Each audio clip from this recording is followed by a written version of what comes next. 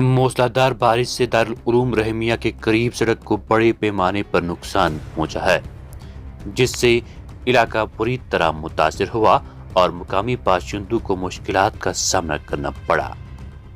मुसलसल बारिश के बाद पानी और कीचड़ कई करीबी घरों में दाखिल होने से घरेलू अमलाक को नुकसान पहुंचा और इलाके में रहने वाले खानदानों में खौफ व हिरास फैल गया है। पेशी बांडीपुरा से वैली ऑनलाइन न्यूज के लिए प्रिंस अयाज की ये रिपोर्ट। Hey,